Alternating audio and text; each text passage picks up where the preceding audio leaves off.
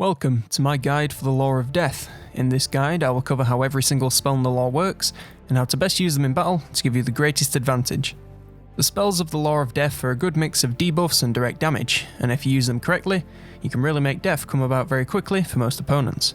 The lore itself can be used by the Vampire Counts, Warriors of Chaos, the Empire, Beastmen, Vampire Coast, the Dark Elves, the Tomb Kings, Norska, and Azhag from the Greenskins.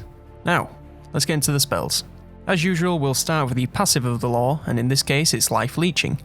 It's of course active upon casting any spell with the Wizard of Death, and its effect is felt map-wide. It allows an improved recharge rate to power over a 25-second duration.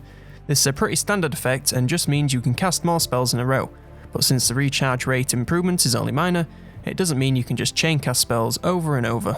Overall, it's not a bad passive and a welcome extra. Doom and Darkness is our first castable spell, and it's a hex. It costs 7 winds of magic and has a 43-second cooldown and must be cast on enemy units. It has a 200 meter cast range and causes the affected unit to suffer a 16-point debuff to leadership for 36 seconds. This can be overcast to cost 14 winds of magic, gaining a 40 meter AoE and a 50% miscast chance. No matter which version you use, there is a serious leadership penalty at play here, and it can really destroy some armies that have weaker leadership, like the Skaven, or those who rely on leadership to survive, like the Undead.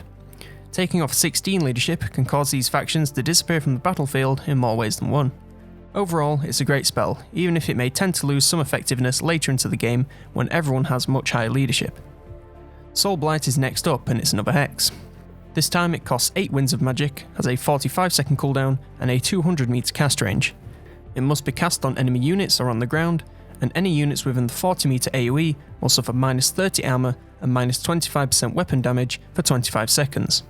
Overcasting causes the cost to rise to 14 winds of magic, and the duration to double to 50 seconds, with the usual 50% chance of a miscast. This is a great spell for using against some particularly tough units that the enemy has brought, or even just on the front lines to give your guys an edge.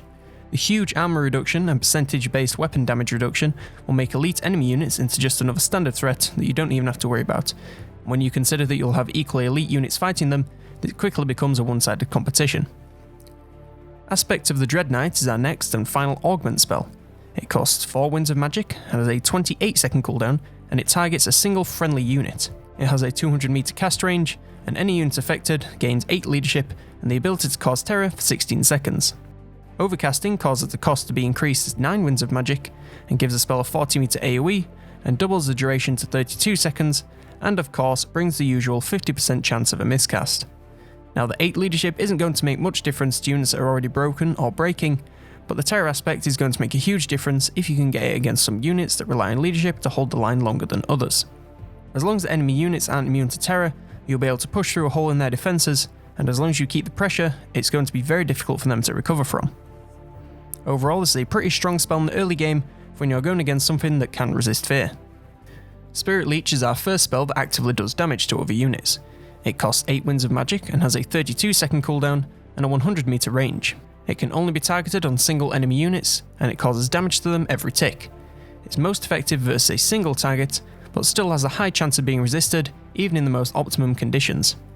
Overcasting increases the range to 300 meters, while increasing the cost to 11 winds of magic and bringing the 50% miscast chance. This is a great spell for Lord Dueling, as it can do some significant damage to any single target that doesn't have magical resistance either before or during melee combat.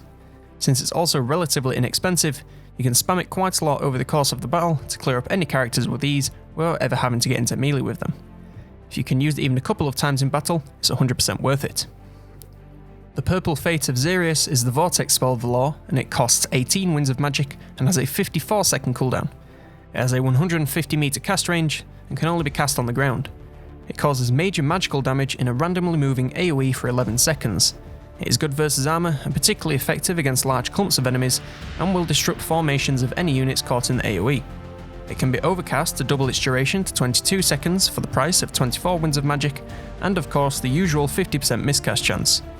Either version of the spell is great for taking out huge numbers of even elite infantry that are clumped up on the battlefield.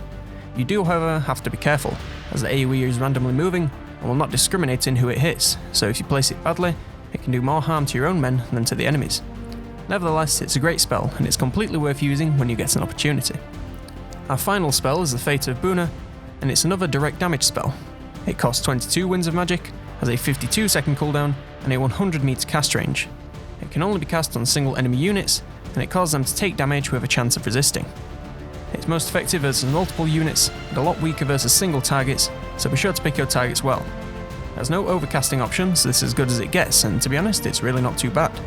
Direct damage to a unit of multiple models is nothing to complain about, and can be a great way to soften up the enemy either before or during combat to give your units that slight advantage they need to overcome the odds. It is a very expensive spell, but the damage it puts out without the need for good aim makes it very worth the price tag. That concludes this guide on the Lore of Death. If you enjoyed this video at any point, then please do leave it a like, as it does help out a lot. Leave a comment with anything you think I missed or should include in future videos. If you'd like to see more videos about Total War Warhammer, then there are links in the card and in the description to my series. If you enjoyed this video and want to see more, maybe click that subscribe button so you stay up to date. After all, it is free. For now though, I was COLONELDAMNEDERS, and I'll see you next turn.